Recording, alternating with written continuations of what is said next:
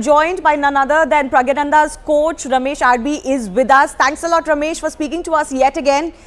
We have been, of course, talking about the level at which Praggnanandha is playing and how, as far as a final like this is concerned, after the two classical games were ended in a draw, it's not so much about the technical superiority or otherwise. It's more about just how much you can concentrate and the energy levels on the day. In fact, the first question I want to ask you is that both Magnus and Praggnanandha have been talking a lot about exhaustion and needing rest. Why is that so key ahead of the tiebreaker today?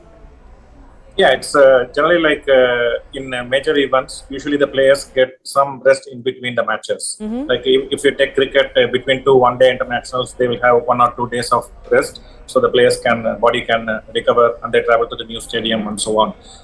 But in such an important event like the World Cup, it is surprising that before the finals, they are not included one rest day. So ideally, like both players would have preferred after the semi-finals to have 1 day off to rest and recuperate, recollect their energy, but that has not happened so far. But we knew the schedule even when we agreed to play in the competition, so we cannot complain about it now. Yes. But it's for the organizers to think about this for the future editions of this World Cup. And having said that, Pragg has played 2 other events before the World Cup. He has played a tiring event at the Global Chess Tour in Dubai, where he did extremely well. And subsequently, he played a couple of tournaments in Hungary, which he also won by a good margin.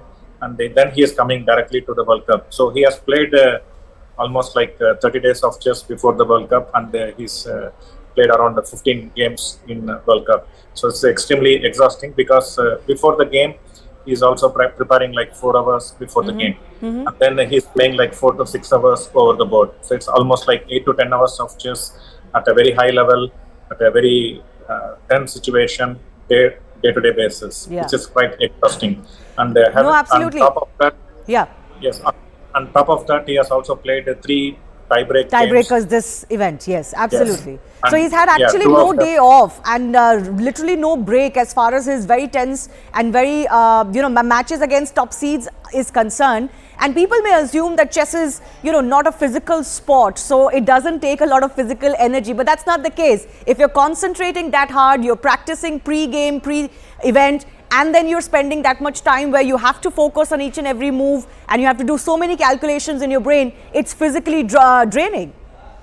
Yes, there have been many instances where after intense competitions, players have lost close to 10 kilos in a matter of like 15 days or so. They have lost close to 10 kilos due to the intense amount of energy they are spending during the events. So it is very exhausting physically and emotionally. And in Pragg's case, like emotionally, it is less training because he has had good results in his favor. If the results are going against us, it can be very emotionally draining as well. Yes. And also, like the sense I get is like Magnus is also worried not only about his low energy level because of the exhaustion due to food poisoning and the lack of food intake, but also like he's very much aware that Pragg in this tournament itself has had 3 successful outings in the tiebreaks. He defeated Nakamura quite convincingly, and subsequently, because Nakamura is one of Carlsen's toughest opponents, he has had very mixed results against Nakamura in shorter time controls. And Pragg having defeated Nakamura, I think that would have made a statement to Magnus as well, psychologically. And subsequently, he defeated Arjun Caruana in 2 other tiebreaks. So with that kind of history in this tournament, that will play its part in Magnus' mind as well. Yeah, so but just to give a measure of how much even Magnus was feeling exhausted is that it almost seemed like in the second classical game yesterday, he went for a draw instead of pressing for a win. And wanted and has accepted so much in the post-match interview that he needed rest and he wants a day's rest. That works to Pragg's advantage as well because he also gets that rest. And Pragg, as you said, has been playing tough tiebreakers and has been coming up trumps. So do you think that as we go into the tiebreaker today, is it still maybe 60-40 in Magnus's favor because he was always considered the favorite, rapid also being a strength of his? But how would you, or would you say that it's 50-50 now? I would say it is 50-50 because like Magnus is not as young as Pragg. Pragg is 18. He is like a young lion who is trying to grow into an adult lion. He's more hungry, more motivated, more energetic, and it is very easy for a youngster to bounce back in terms of lack of energy than for a 30 to 30 plus individual. So there are many things going in Pragg's favor, but usually in any sport, all these factors will not play a huge role when the match actually begins. Then it is all about the individual person's nerves and capabilities, how they are able to withstand the pressure, how they are able to concentrate in the game and think about the position, because all these factors can exert influence, but they are not the deciding factors. Can you explain for the benefit of our viewers, Ramesh, what is the difference in strategy and tactics between a classical game and the rapids that will be played today?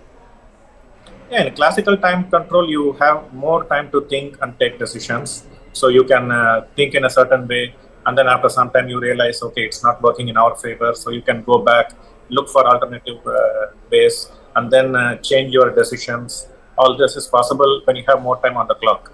But today in tiebreak, you are going to have very less time to go deep into the position, analyze, evaluate, and take decisions. So most of the time, they have to rely on their experience, past experience, their instincts, their human psychology, their psychological traits.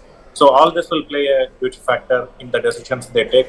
So most of the decisions will not be objective decisions. They will be emotional and intuitive decisions. So, yeah. So can I just understand from you, again for the benefit of our viewers, because a lot more fresh audiences are coming to the World Cup and especially these formats because of Praggnanandha being in the final. Just to put this into context again, the last man who won the equivalent of the World Cup was Vishwanathan Anand way back in 2022. Praggnanandha was not, 2002, Praggnanandha was not even born then. And Magnus Carlsen became a grandmaster before Praggnanandha was born. So that's just to put into perspective what Praggnanandha is achieving. But so there's going to be two games of almost half an hour each. And then if there's no winner, it's going to come down to 15 minutes. If there's no winner, it's going to come down to 10 minutes or 5 minutes. And then there's a 3-minute game. So can you just explain to me how that goes and, you know, what is it that it needs from you when you're playing such rapid chess? Yeah, so basically like in a football match, they give like 45 minutes and then half time and then another 45 minutes to decide the winner. But if the goals are tied, then they go for the penalty phase, where you just have to kick once in and then you are through, something like this. So similarly in chess, they give more time for the players to produce a decisive result, and when that is not happening, then they just keep on reducing the time given to the players. And when you reduce the time given to the players, then the decisions are usually like based on, as I said, emotions and intuitions. And when you rely on emotions and intuitions, more mistakes are possible. And when more mistakes are possible, usually you will get a decisive result. When both players play perfect chess without mistakes, usually the outcome will be a draw. So to produce a result, they take away time to think, and then they just kind of let the players gamble and they let their instincts run amok. So it's a very interesting way, very entertaining for the audience also. A lot of mistakes, a lot of emotions are possible.